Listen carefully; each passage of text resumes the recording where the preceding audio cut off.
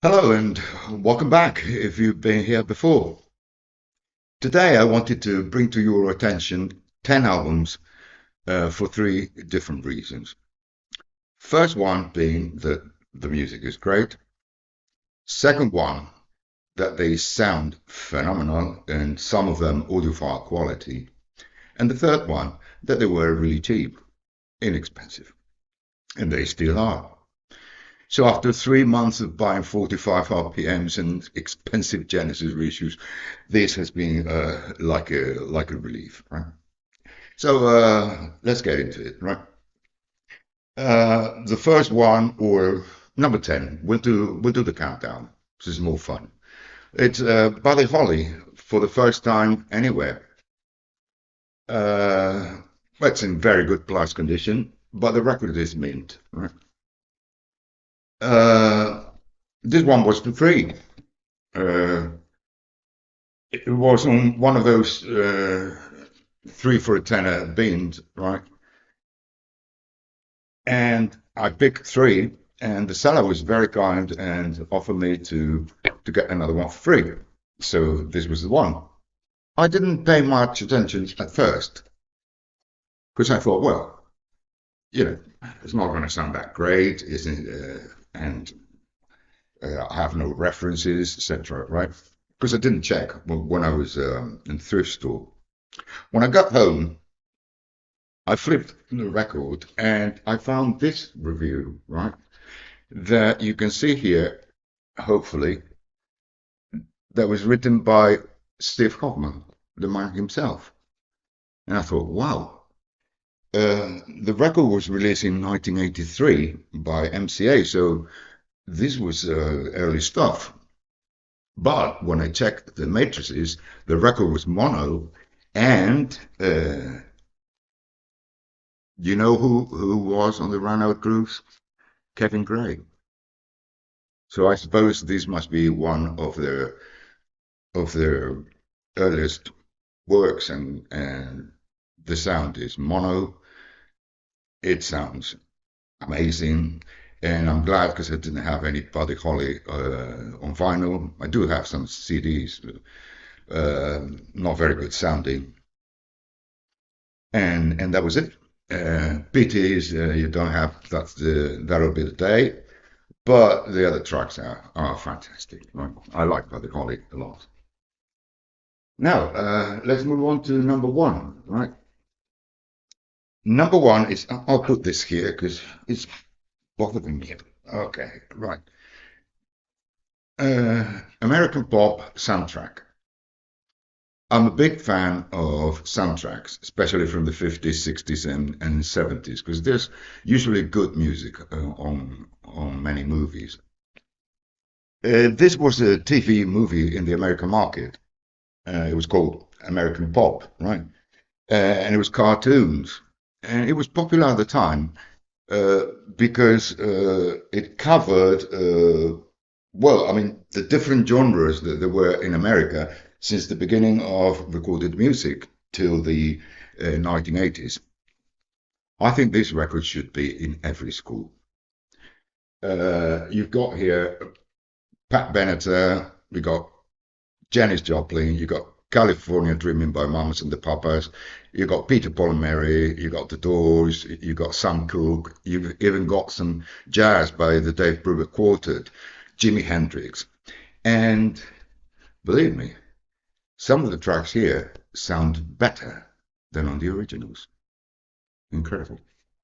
It was released by MCA, and this one was in almost near mint condition. It still has the page painted sleeve, and I'll show you because this is this is something outstanding.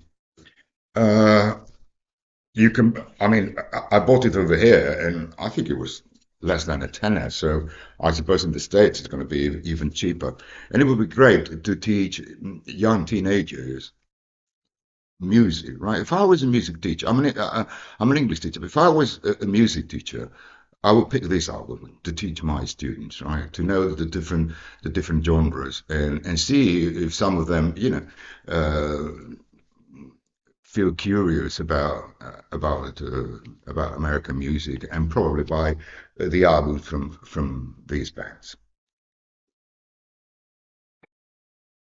These ones are inexpensive here because they've got the you see this little cutout here.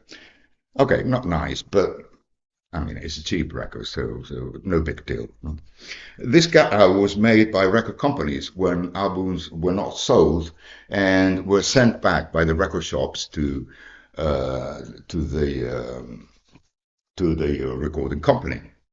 So if you ever see one of these with a cutout here, or sometimes here, that's where it comes from. Number 8. This one is from the mid 60s. The Supremes A Go Go, Motown. Fantastic. This is not the only one I have. I have more than one copy of this album, and it's all over the place. This is a mono version, and although most of the Supremes albums don't sound really good, right, on LP, this one does. And it was in an amazing condition. Uh, Glorious mono, right? Heavy vinyl, right, from Motown. So if you see one around, pick it up. It's timeless music with hits like Love is like an itching in my heart, You can't carry love, This old car of mine, I can't help myself, you name it. It didn't have the inner sleeve, the two inner sleeves with promotion. Next one, number 7, is Linda Ronstadt, Greatest Hits. Again, this one is all over the place, not only in the States, but around here. It was a big seller, and most people my age have a copy. But if you don't, go ahead. It's really cheap. You can get this one also for under a tenner. Huh? And it's a nice gatefold. You see, that's it. And with a picture in sleeve.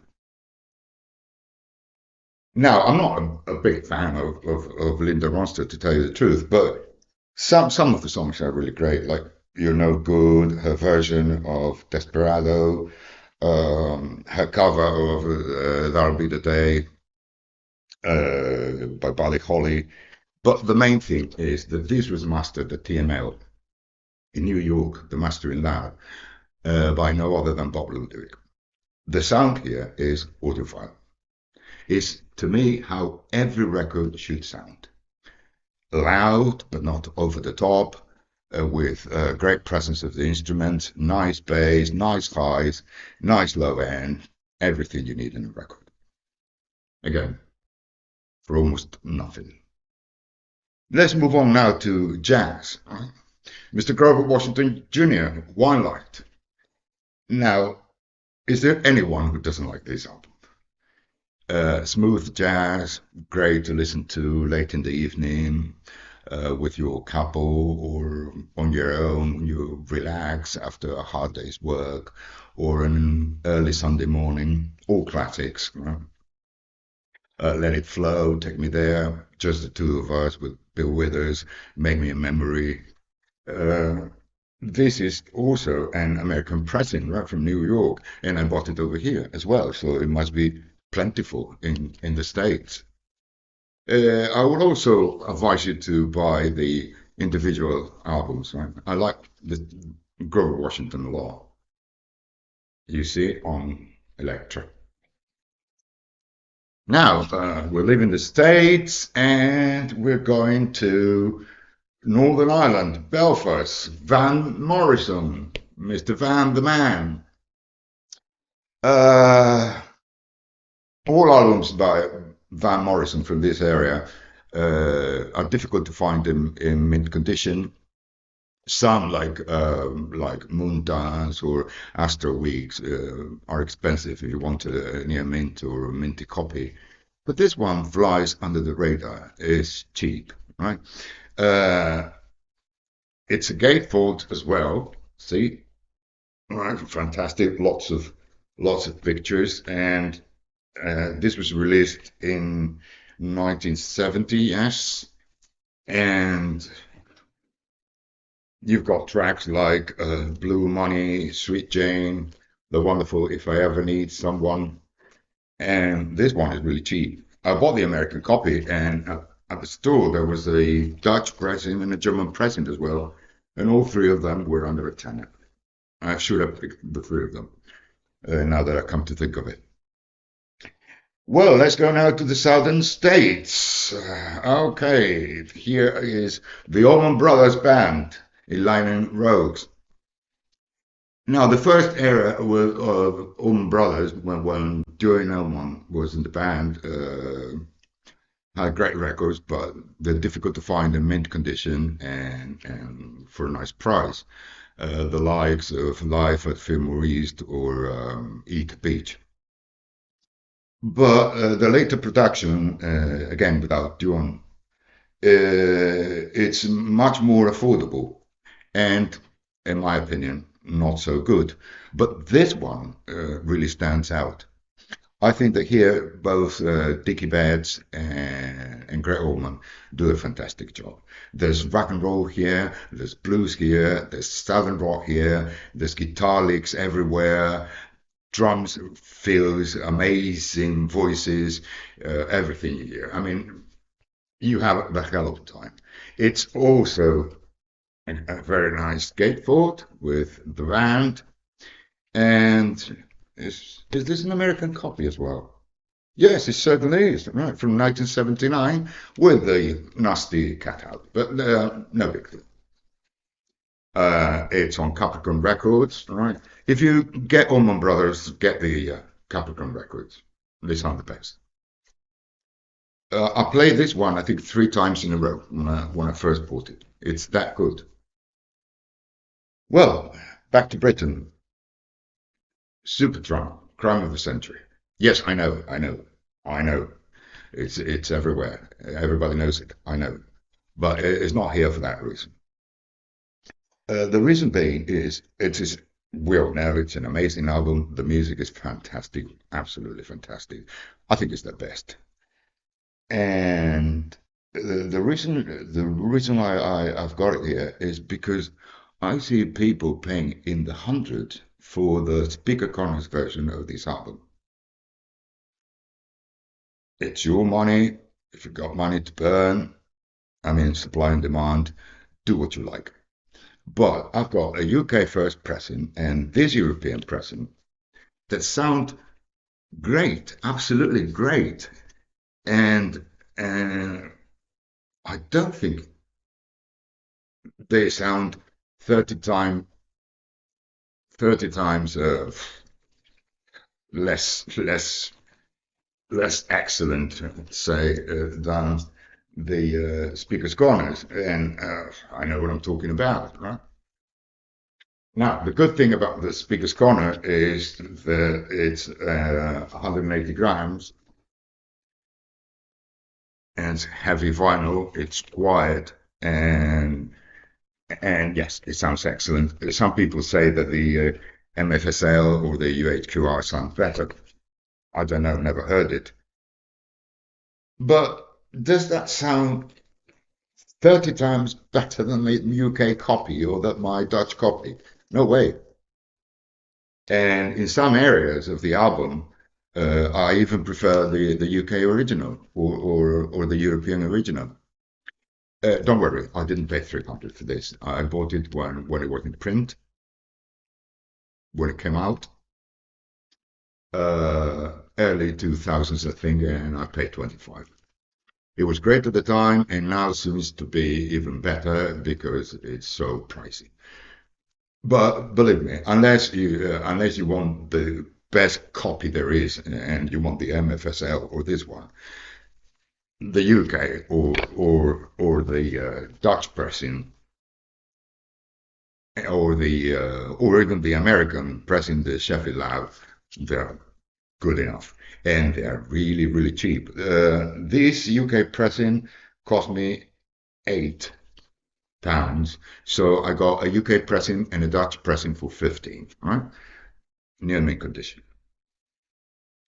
Number two. I've forgotten about the numbers. Number two, Roxy Music, Avalon, another classic. This album was used by Michael Fremer to compare vinyl sound to CD sound back in the 80s. And he chose the UK first pressing of this album for a reason. It sounds phenomenal. But getting UK copies in mid conditions is difficult nowadays. The album is more than 40 years old. And even if you find one, you're going to pay a lot of money. And I bought this copy only about 2 weeks ago because of that. I had a CD copy, but not as good. And a friend of mine told me that the German first pressing was also mastered by Ludwig. So I checked at the back, and it says here, mixed by Bob Clear Mountain, mastered by Robert C. Ludwig at Masterdisc. The record was cut by Deutsche Grammophon, so you can imagine, right? I play this one, and it sounds so good that I don't feel I'm not a Roxy Music diehard fan. So with this one, I'm a happy camper. Uh, £8. And now drum fill, please, for the Beatles. Yes, they don't go well, right? Beatles and inexpensive.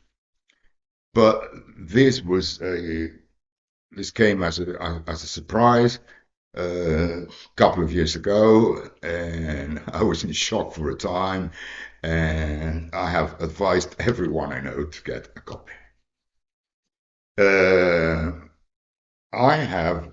Uh, I was okay because I like the album in mono, or so I thought. And I had the 92 pressing with 1966 Stanvers in mint condition, which I bought from a British sailor a long time ago. You see, beauty. And I also bought the 2014 reissue that came out. Got good copies. Should have got 20. And I was happy with what I had to be happy with. But this friend of mine insisted and said, get the album, right? So it is a Spanish pressing, right? Nobody talks much about Spanish pressing, but some are excellent. And it was this one came out in 1986, right? It's fully analog, but it was just during the CD days. Uh, all of the albums in this collection have a blue label, Odeon, and the code starts with 1J, if I'm not mistaken, or 064. They're plentiful on Discogs, eBay, and Really Reach. The thing is, I played the album and I loved it. It sounded amazing. So I phoned my friend and said, is the whole collection like that? And he said, well, unfortunately not. Don't buy Abbey Road, don't buy Let It Be, don't buy Sergeant Pepper's. They're not that good. But the early stuff is very well mastered and sounds great. Up until Revolver, he said. So I played this one, played it to my wife, and we couldn't believe how good it is.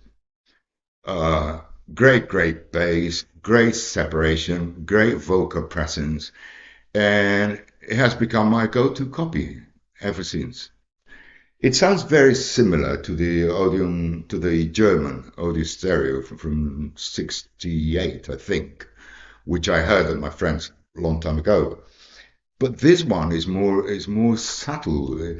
There's more finesse here. It's not as because Revolver can become obtrusive at times, but certainly not this one. Don't expect it to be smooth as silk, but it's certainly worth £15 for a mint one. Well, and that's all I had to say. A bit long today. Sorry. Hope you enjoyed it. Please give us a thumbs up. Consider subscribing if you like the video, and I'll be back with more final reissues. Thanks for watching. Bye for now, and take care.